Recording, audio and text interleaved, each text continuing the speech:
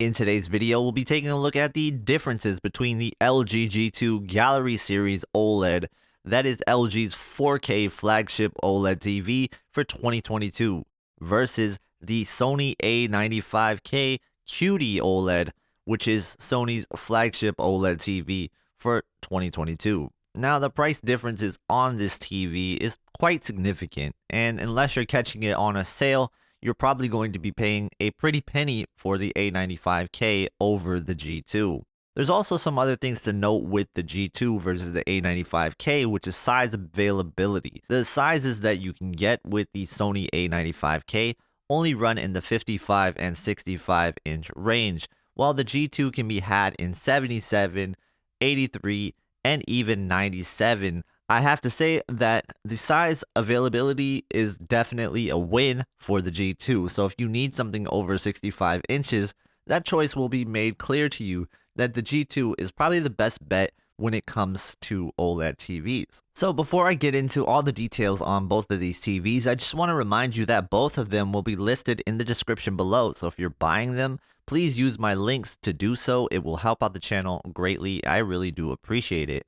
No pressure though, I just want you guys to know what the best TV is for you at the end of the day, and if you have any questions on that, feel free to ask in the comments. I am always answering questions. Alright, now let's start from the bottom and work our way up. Now when it comes to unboxing and getting the feel for the stand that is included with the two TVs, it is a different situation. So the LG G2 does not come with a stand, so if you want to put it on a stand or a media center cabinet, then this is something you're going to have to buy separately because they do not come with the TV. Instead, they prefer you to wall mount the TV as it is their gallery series, and the whole idea of this TV is so that it is to be wall mounted, which is why it is included in the TV box. So it is kind of a nice thing to see a wall mount included with the TV for those that want that. Now, on the flip side, those that want to stand, the Sony A95K is something that I think a lot of people are going to love, but there are some people who don't like the design, and multiple people actually I've heard from that just do not like the way that this design is for multiple reasons. Number one reason why people don't like this flat design is because it does block the TV if you want to use a soundbar. So if you're going to put it on a media cabinet, you won't be able to put a soundbar on it. I do have a little bit of a workaround hack where I used a little keyboard tray to hold the soundbar right underneath my media cabinet, and I think that works out pretty good. Next, I want to talk about the actual user interface when it comes to these two TVs. And when it comes to the operating system on these two TVs, I have to give the edge to the Sony. The Sony is more fluid, it is more snappier, and it just feels like the LG OS is still a little bit clunky.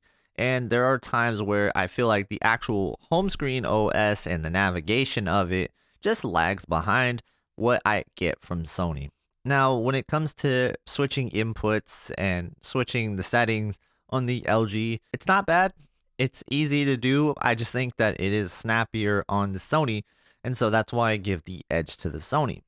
However, I do think that you can get away with a lot of the stuff that LG has to offer. I'm just not a fan of the actual smart OS system. Now let's talk about the brightness capabilities of these two TVs. So the biggest thing that you have to know about these two TVs when it comes to how bright they can get, they both can reach around 1000 nits peak brightness, and they have no problem doing so. I have to say that the G2 makes white highlights look amazing. And I have to specify the white highlights part of this because when it comes to the more colorful highlights, the A95K is going to get the edge significantly. The difference is QD OLED versus your traditional WRGB OLED that the LG G2 is using. Now they both are using heat dissipation technologies, whether that be a heat plate or a heat sink. You know, whatever they want to call it, they both use the same type of approach here. Like I mentioned earlier though, when it comes to the color, the bright colorful highlights, we are talking about a significant advantage with the A95K.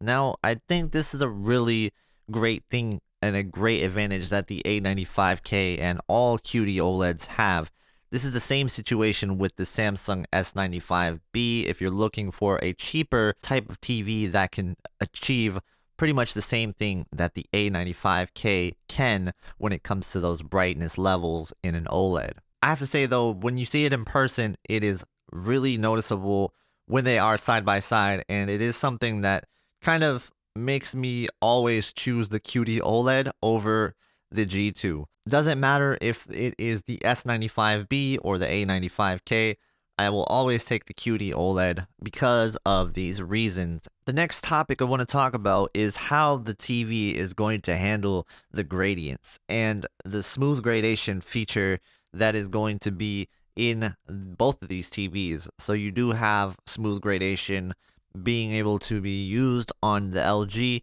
though in game mode it doesn't seem to work.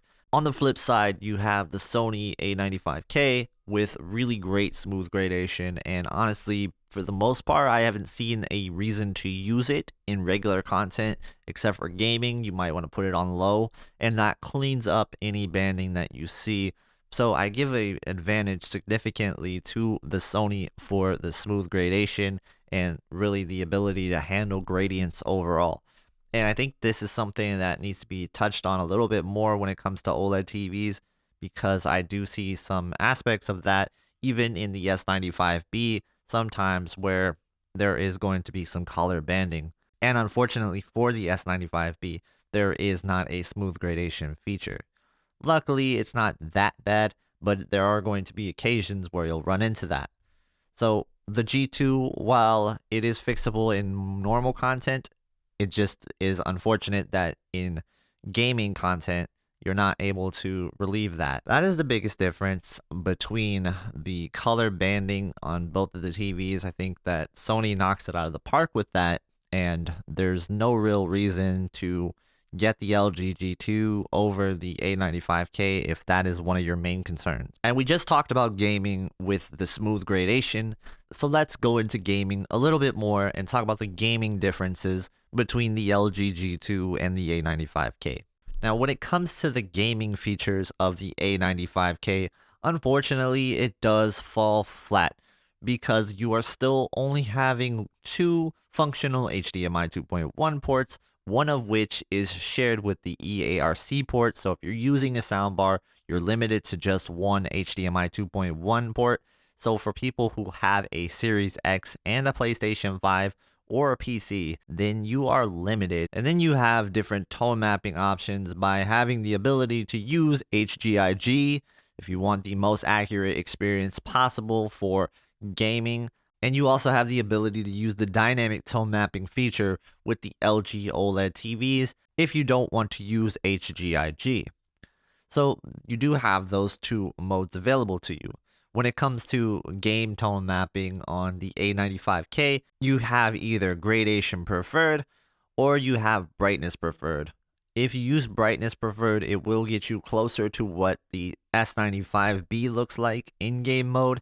If you use the gradation preferred method, it will be a little bit more toned down, and it's just going to end up being a preference thing on which one you like. Now, when it comes to the extra features available, I have to give it to the LG G2, as you do have the ability to do picture-in-picture with some of the inbuilt apps, and you also have the ability to go 21:9 or 32:9 with the widescreen options for your PC games with the click of a button. And I think that is a cool feature that is available on both the LG and Samsung TVs. When it comes to SDR and low resolution gaming, I'm thinking of the Nintendo Switch specifically. I have to give the edge to the A95K.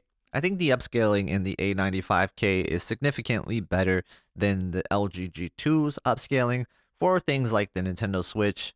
I also think that the brightness level of the SDR gaming experience is a bit brighter than the G2, though I have to note that the SDR gaming on the A95K will dim over time. This may or may not be noticeable depending on your room situation and the lighting around you. Moving on to the HDR gaming experience, I do think that the overall picture quality and the gaming experience from HDR games, you're getting the A95K to look better than the G2 most of the time. I think that the A95K can get brighter than the G2 in games, and I want to note that I didn't notice any game dimming in HDR at all with the A95K. When you use brightness preferred with the gaming on the A95K, you are going to get quite honestly the brightest gaming experience possible on an OLED TV. That includes the S95B. It pretty much matches the S95B in gaming when it comes to brightness, though there were some aspects where I seen the S95B actually be dimmer than the A95K, but it wasn't by a huge margin. Though I do think that the S95B and the A95K are the best looking gaming TVs. I give the edge to the A95K for image quality overall in gaming for an OLED TV because of the processing and all of the settings you have available at your disposal with the A95K. So for HDR gaming picture quality, I like the A95K a lot. Now the G2's HDR picture quality for gaming is really good as well, and it does have a little bit of a trick up its sleeves when it comes to using HDR gaming, and that is Dolby Vision gaming. Now the A95K, while you can play games in Dolby Vision, it doesn't have a dedicated Dolby Vision game mode, so you're getting high latency, unplayable latency out of the A95K for Dolby Vision when it comes to games. On the other hand, the LG G2 has a dedicated Dolby Vision game mode, so if this is something that matters to you, you will get low latency Dolby Vision gaming out of the LG G2. Alright, so next I want to get into the actual TV watching experience when it comes to the A95K versus the G2. And for this, I give the significant edge to the A95K. I think that the processing in the A95K is just better overall than the LG G2, especially when it comes to upscaling for 80p content. And when it comes to upscaling a 720p 1080p broadcast, I think the A95K did a much better job than the LG G2.